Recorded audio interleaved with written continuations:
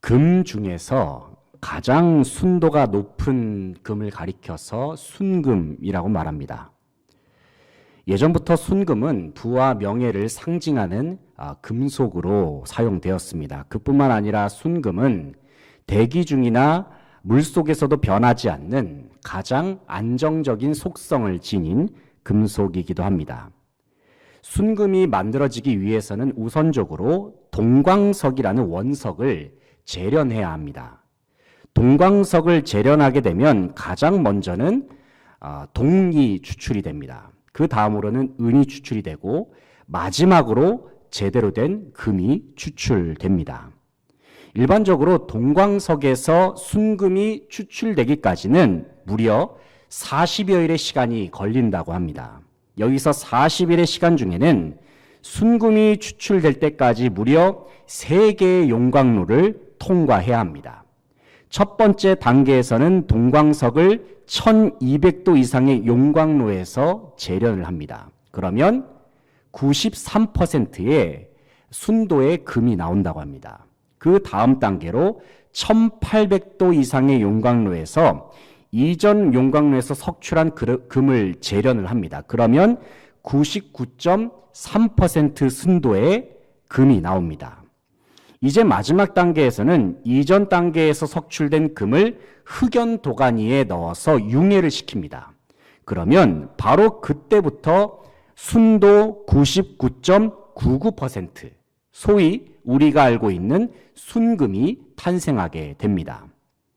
이때 탄생한 순금은 재련사의 얼굴이 거울보다도 더욱 또렷하게 비칠 정도로 아주 깨끗하게 빛나는 상태가 된다고 합니다. 이처럼 동광석에서 순금이 추출되기까지는 무려 3번의 연단 과정을 거칩니다. 그런데 하나님께서도 주님의 백성들의 삶을 연단하시기 위하여 때때로 인생의 고난을 허락하십니다. 왜냐하면 하나님께서는 주님의 백성들의 삶을 아름다운 순금과 같이 빛나게 하시려는 계획을 가지고 계시기 때문입니다. 오늘 본문에서도 시편 기자는 하나님께서 허락하시는 연단에는 주님의 분명한 뜻이 있음을 말씀합니다. 그것은 앞서 말씀드린 것처럼 주님의 백성을 연단을 통해서 성장시키시고 빛나게 하고자 하시는 뜻입니다. 로마서 5장 3절로 4절 말씀에서 사도 바울은 인생의 고난으로 말미암는 연단에 관해서 다음과 같이 의미를 부여를 하고 있습니다. 로마서 5장 3절 4절 말씀을 제가 읽어드리겠습니다. 다만 이뿐 아니라 우리가 환난 중에도 즐거워하나니 이는 환난은 인내를, 인내는 연단을, 연단은 소망을 이루는 줄 알미로다. 아멘. 우리는 바울이 전하는 말씀을 통해서 하나님께서 허락하시는 연단은 주님의 완전한 소망을 삶 속에서 이루어 나아가는 하나의 과정이라는 사실을 확인하게 됩니다. 사랑하는 성도 여러분, 분명 인생의 고난과 연단을 감당하는 것은 쉬운 일이 아닙니다. 하지만 이 시간 하나님께서는 저와 여러분에게 인생 속에 허락하신 연단의 의미가 무엇인지 말씀하여 주시기를 원하십니다. 왜냐하면 주님께서는 우리 모두가 연단을 잘 이겨내어서 주님께서 예비하신 참 소망을 충만하게 누리기를 누구보다도 바라고 계시기 때문입니다. 이 시간 하나님의 말씀을 통하여 하나님께서 주시는 연단의 의미가 무엇인지 함께 묵상하면서 우리의 인생 속에 다가오는 고난과 연단의 상황을 이겨낼 수 있는 그러한 새 힘을 얻는 귀한 시간이 되기를 소망합니다. 첫째는 하나님의 연단은 우리를 빛나게 하시려는 목적이 있습니다. 하나님의 연단은 우리를 빛나게 하시려는 목적이 있습니다. 8절로 10절 말씀, 8절부터 10절까지 같이 읽겠습니다. 시작. 만민들아 우리 하나님을 송축하며 그의 찬양 소리를 들리게 할지어다. 그는 우리 영혼을 살려두시고 우리의 실족함을 허락하지 아니하시는 주시로다. 하나님이여 주께서 우리를 시험하시되 우리를 단련하시기를 은을 단련함 같이 하셨으며. 아멘. 10절 말씀을 보시기 바랍니다. 10절 말씀 보시면 하나님이여 주께서 우리를 시험하시되 우리를 단련하시기를 은을 단련함 같이 하셨으며 말씀하고 있습니다. 여기서 시편 기자는 인생 속에 다가오는 고난과 시험이 마치 은을 단련하는 과정과도 같다고 비유합니다. 그렇다면 시편 기자가 말하는 인생의 고난이란 무엇을 가리킬까요? 9절 말씀을 보시기 바랍니다. 9절 말씀에 이런 말씀이 있습니다. 그는 우리 영혼을 살려두시고 우리의 실족함을 허락하지 아니하시는 주시로다 말씀합니다. 우리 영혼을 살려두시고, 이 말씀을 살펴볼 때에 당시 시편 기자가 속한 공동체는 생명의 위협을 받을 정도의 아주 위험한 상황에 처해 있었다는 사실을 우리는 유추해 볼 수 있습니다. 우리의 인생 속에서 벌어지는 고난에는 여러 가지 종류가 있습니다. 그 중에는 그래도 내 힘으로 어느 정도 버텨낼 만한 고난도 있지만, 또 다른 경우에는 내 힘으로는 도저히 감당할 수 없는 고난도 존재합니다. 본문에 기록된 시편 기자가 겪었던 고난은 목숨의 위협을 느낄 정도의 고난이었습니다. 어떤 면에서 생각해 본다면 시편 기자는 그와 같은 극심한 고난의 상황을 겪었을 때에 이런 생각을 할 수도 있습니다. 하나님께서 진정 나를 포기하셨는가? 하나님께서 나를 이런 상황에 그냥 내버려 두시다니 나를 버리신 것은 아닌가 하는 그러한 질문을 가졌을지도 모릅니다. 하지만 시편 기자는 고난의 연단 중에서 매우 중요한 사실 한 가지를 깨달았습니다. 그것은 하나님께서는 자기 백성을 인생의 극심한 고난 속에 그저 무심하게 내버려 두는 분이 결코 아니라는 사실을 그는 깨달았습니다. 시편 기자는 분명하게 고백합니다. 그는 우리의 영혼을 살려두시고 우리의 실족함을 허락하지 아니하시는 주시로다. 분명 하나님께서는 때때로 주님의 백성들의 삶 속에 고난을 허락하십니다. 하지만 하나님께서는 자기 백성이 고난의 시기를 겪고 있을 때에 그냥 가만히 그냥 팔짱을 끼신 채로 지켜만 보시는 분이 아니십니다. 하나님께서는 주님의 백성으로 하여금 고난을 이겨낼 수 있도록 도우시는 분이십니다. 고난과 연단을 잘 버텨낼 수 있도록 힘과 능력을 주시는 분이십니다. 특별히 하나님의 연단에는 우리를 순금처럼, 순은처럼 빛나게 하고자 하시는 주님의 놀라운 계획이 있다고 말씀하십니다. 이 사실을 기억할 때에 현재 우리의 삶 속의 고난의 시기, 연단의 시기가 찾아왔다고 한다면 주님께서 공급하시는 새 힘과 능력으로 끝까지 버텨내고 싸워서 이겨내는 저와 여러분 되시기를 소망합니다. 둘째는 하나님의 연단은 우리를 풍성케 하시려는 목적이 있습니다. 하나님의 연단은 우리를 풍성케 하시려는 목적이 있습니다. 12절 말씀 같이 읽어보겠습니다. 12절 시작. 사람들이 우리 머리를 타고 가게 하셨나이다. 우리가 불과 물을 통과하였더니 주께서 우리를 끌어내사 풍부한 곳에 들이셨나이다. 아멘. 12절의 하반절을 보시면 우리가 불과 물을 통과하였더니 주께서 우리를 끌어내사 풍부한 곳에 들이셨나이다 말씀하고 있습니다. 이 말씀에서 우리는 하나님께서 주님의 백성들로 하여금 맹렬한 불과 같은 고난과 홍수와 같은 시험 속에서 성도들의 삶을 보호하신다는 사실을 알 수 있습니다. 그런데 문제는 우리에게 연단을 목적으로 한 인생의 고난을 허락하시는 분은 다름 아닌 하나님이라는 사실입니다. 11절 말씀을 보시면은 시편 기자는 하나님께서 허락하시는 고난을 가리켜서 이렇게 묘사합니다. 11절 말씀을 한번 읽어보겠습니다. 11절 말씀 시작. 우리를 끌어 그물에 걸리게 하시며 어려운 짐을 우리 허리에 메어 두셨으며. 아멘. 여기서 시편 기자는 하나님께서 성도로 하여금 고난의 그물에 걸리게 하시고 어려운 짐을 지게 하신다 말씀하십니다. 여러분 이 시간 한번 그물에 걸려있는 물고기나 동물의 모습을 상상해 보시기 바랍니다.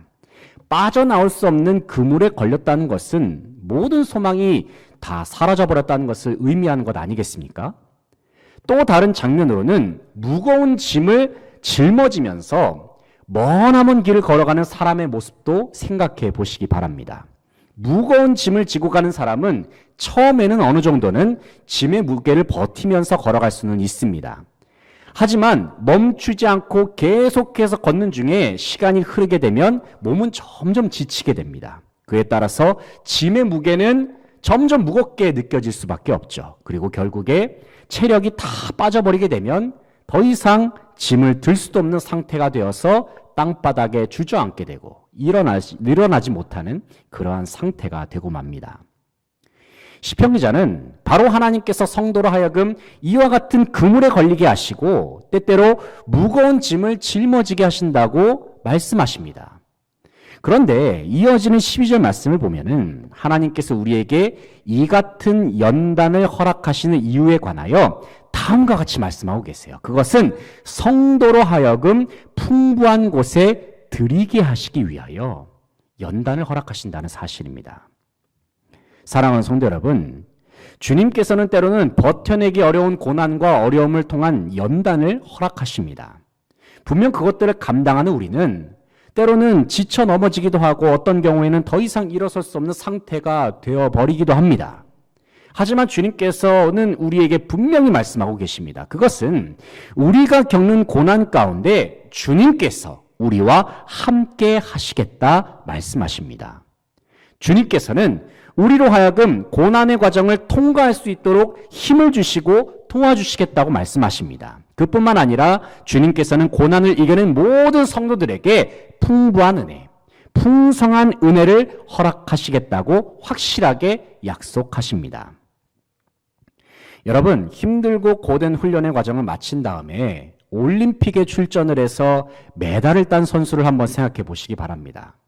올림픽에 출전하기 위해서 훈련을 수행하는 과정, 무척이나 힘든 일이었을 것입니다. 땀도 많이 흘리고 때로는 힘들어서 눈물도 흘리고 그러면서 울기도 했을 것입니다. 어떤 선수는 훈련이 너무 힘들어가지고 구토를 하는 선수도 있다고 합니다. 메달을 딴 선수의 인터뷰를 들어보게 되면 이전의 훈련이 너무 고되어서 포기하고 싶었던 순간도 많았다고 이야기하는 인터뷰도 기억이 납니다. 하지만 시상대에서 메달을 목에 걸었을 때의 선수의 얼굴을 한번 떠올려 보시기 바랍니다. 이 세상 그 누구보다도 가장 밝은 모습으로 그 선수의 얼굴이 빛나고 있음을 우리는 TV 화면을 통해서 여러 번 보지 않았습니까? 그렇습니다, 여러분. 바로 이것입니다. 연단을 통과한 이후에 하나님께서 우리에게 허락하실 풍성한 삶의 모습이 바로 이와 같습니다. 주님께서는 고난을 견뎌낸 성도들에게 풍성한 은혜를 허락하시고 참된 기쁨과 만족을 허락하여 주실 것입니다.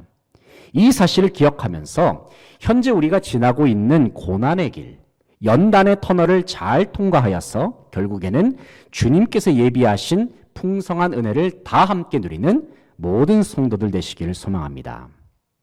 셋째는 하나님의 연단은 우리로 하여금 주님의 은혜를 깨닫게 하시려는 목적이 있습니다. 하나님의 연단은 우리로 주님의 은혜를 깨닫게 하시려는 목적이 있습니다. 13절부터 15절까지의 말씀. 13절부터 15절까지 함께 읽겠습니다. 시작. 내가 번제물을 가지고 주의 집에 들어가서 나의 서원을 주께 갚으리니 이는 내 입술이 낸 것이요 내 환난 때에 내 입이 말한 것이니이다.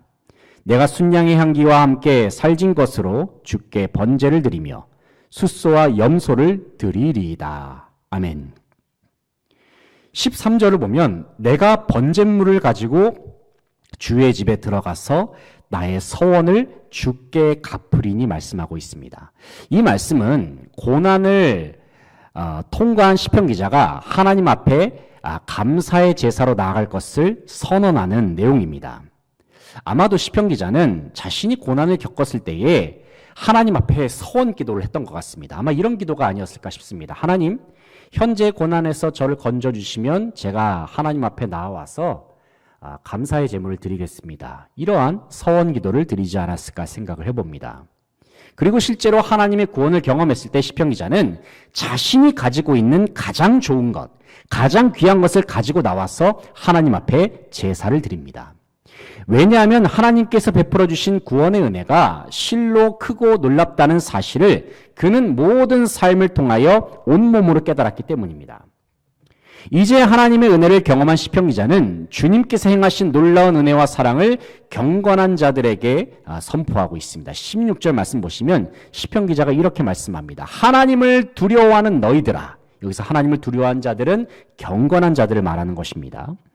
하나님을 두려워하는 너희들아 다 와서 들으라. 하나님이 나의 영혼을 위하여 행하신 일을 내가 선포하리이다.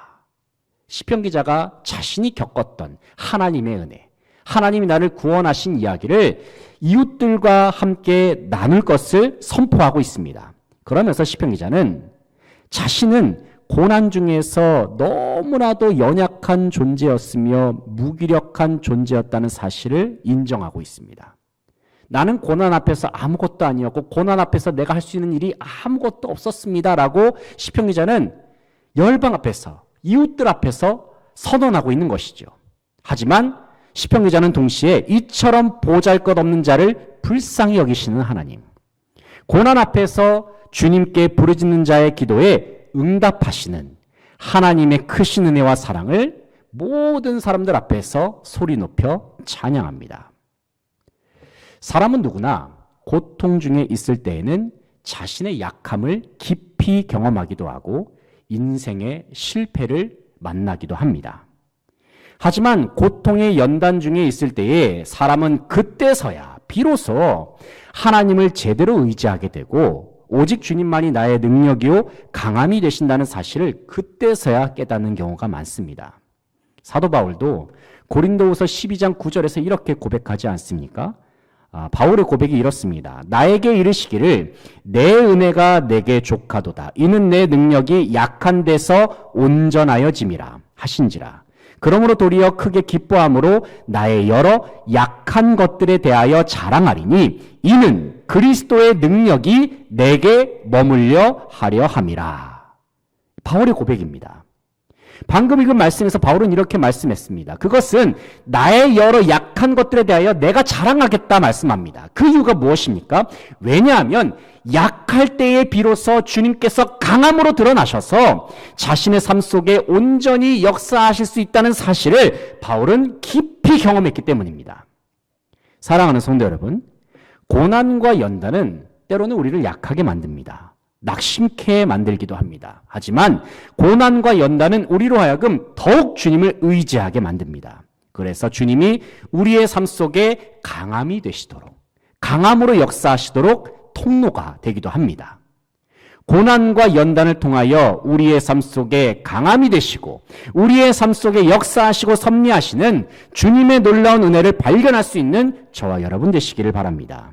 그리하여 현재의 고난 중에서도 우리의 강함 되시는 주님의 능력으로 모든 시련과 어려움을 잘 이겨내고 극복해 나아가는 모든 성도들 되시기를 소망합니다. 이제 말씀을 정리하겠습니다. 사랑하는 성도 여러분, 하나님께서는 우리의 삶 속에 때때로 시험을 허락하시고 고난을 통한 연단을 허락하십니다. 그 시험과 고난은 분명 우리를 지치게 하기도 하고 넘어지게 만들기도 합니다.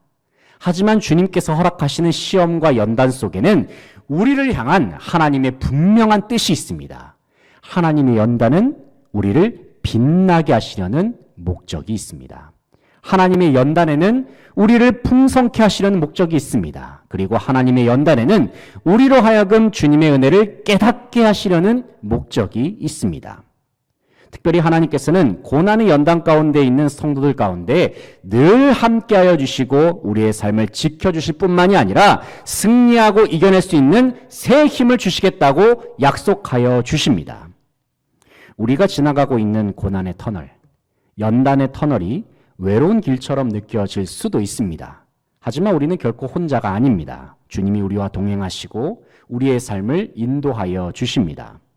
하나님께서는 결국에는 우리로 하여금 고난의 터널을 잘 통과하게 하실 것입니다. 그리하여 결국에는 세상에서 가장 아름다운 순금처럼 우리의 삶을 빛나게 하실 줄로 믿습니다. 우리를 향한 하나님의 놀라운 뜻과 계획을 바라보면서 끝까지 포기하지 말고 주님과 함께 믿음의 길을 잘 걸어 나아갈 수 있는 모든 수지광성의 성도들 다 되시기를 간절히 바라고 소망합니다. 함께 기도하시겠습니다.